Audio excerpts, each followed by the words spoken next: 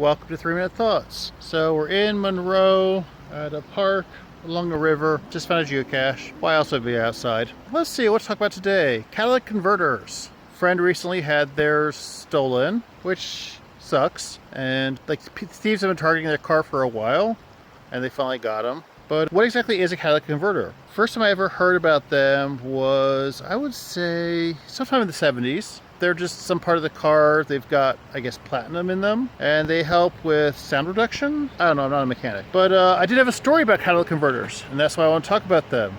And so this is back in the 70s when I used to go to, my family drive down to Florida, and I said how we drove down in a van. Well, before we drove down in a van, we had a car, not sure if it was a boxy car.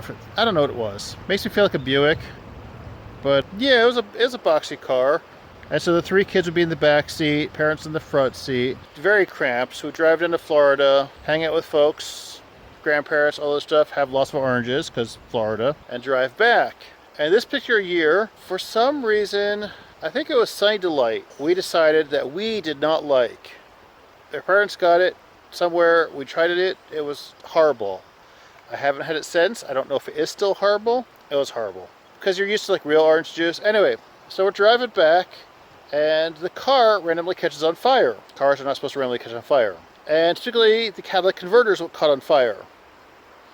And this is around in Georgia. So we pull over to the side of the road, and we're panicking. And the only thing we can think of is the Sunny Delight that no one liked. That would be the perfect thing to extinguish it. So we splash Sunny Delight on it, and we actually managed to put the fire out. It wasn't that big of a fire at this time.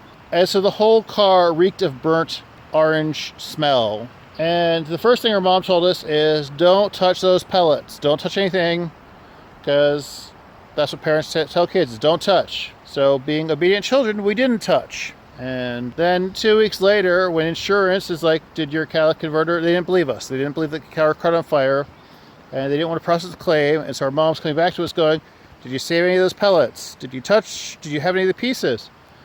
And it's like, no, we were obedient kids. We didn't do any of that stuff. So that was my first experience with a catalytic converter. I've never had one catch on fire since. I've never had any issues with one. Yeah, I know they got platinum in them.